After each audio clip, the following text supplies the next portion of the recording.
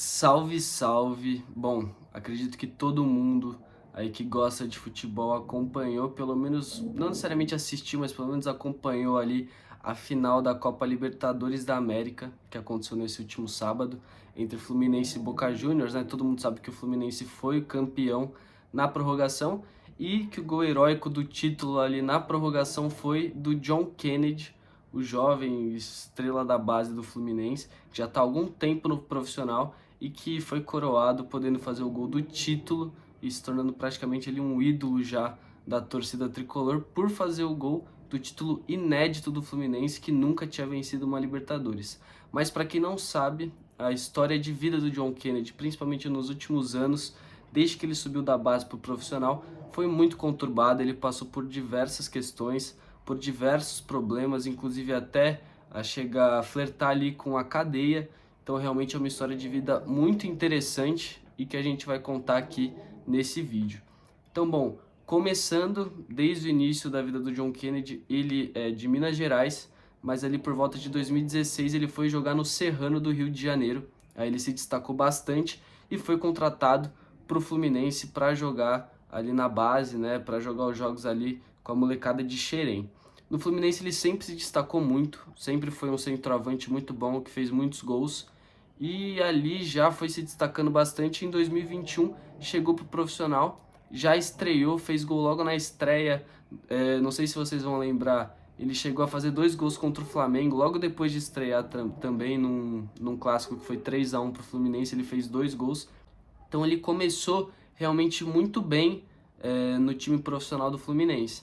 Mas aí em 2022 ele teve alguns casos de indisciplina. Então, por exemplo, ele faltava na fisioterapia, ele faltava em algumas atividades, ele fez uma live, por exemplo, num dia de jogo e era proibido. Então, por conta desses atos de indisciplina, o Fluminense decidiu descer ele novamente para a base.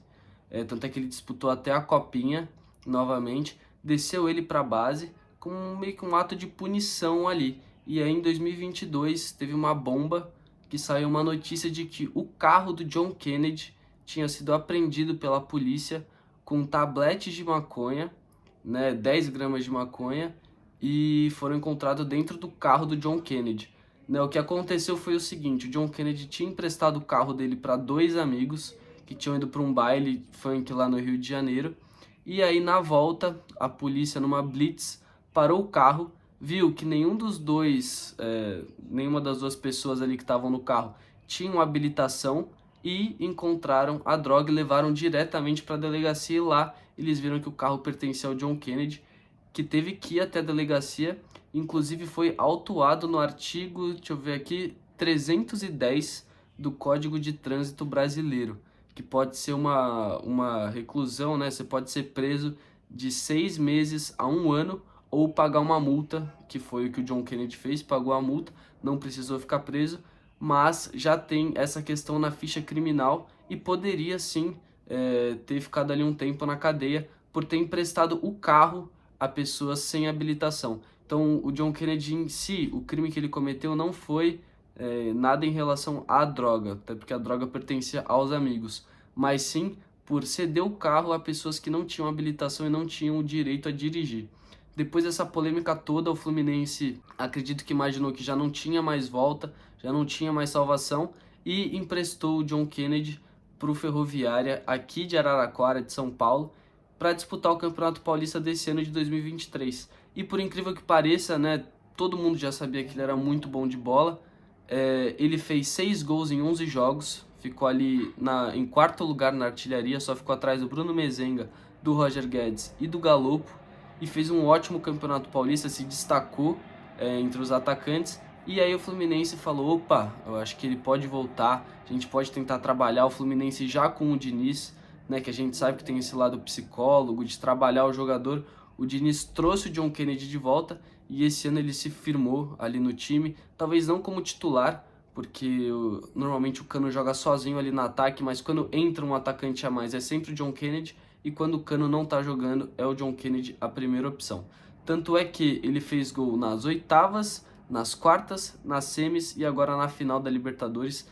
Todos esses jogos, nos jogos de volta, Então ele foi extremamente decisivo para o título e a gente acredita e espera que ele tenha dado a volta por cima, que ele consiga tirar essa imagem que a gente tinha dele e possa virar um grande jogador de futebol.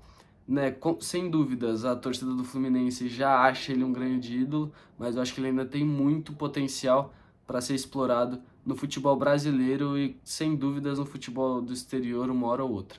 Agora, no final do vídeo, tá entrando aí para vocês uma entrevista, né, que o Diniz deu algum tempo atrás sobre o John Kennedy e a importância de você tratar o lado mental do jogador, né, não só ligar para o jogador quando ele está dentro de campo, mas sim ver o jogador como um todo, porque se o mental tá ruim, dificilmente esse atleta vai render dentro das quatro linhas. Sei com ele 2 vezes e da minha parte eu vou conversar o máximo que eu puder fazer por ele, eu vou fazer. É um grande talento e é mais um daqueles jogadores que por trás desse jogador tem uma história de vida que no futebol, em vez da gente acolher a pessoa como um todo, a gente acolhe só o jogador.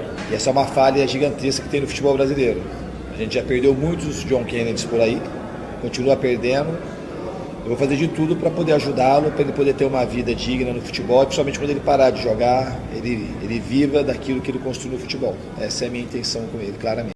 E logo em seguida o áudio do John Kennedy prevendo o gol que ele ia fazer na Libertadores, que ele fala que ele sabia que estava predestinado e que inclusive até sentia arrepios quando ele pensava que ia fazer o gol, e realmente aconteceu. Ansioso não, cara.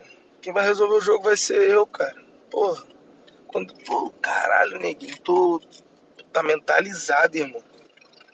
Caralho, o bagulho tá muito. O bagulho tá. Quando eu falo que vou fazer gol, o bagulho me arrepio todo. Essa porra, o gol é meu, mano. Honra. E questão de tempo. Afinal, é questão de honra, mano. O gol é meu. É meu. O gol do título é meu. Vou virar ídolo dessa porra com 21 anos. Então, bom, se você não sabia dessa história de vida, se você gostou do vídeo, gostou dessa curiosidade, curte aí, comenta e tamo junto. É nóis.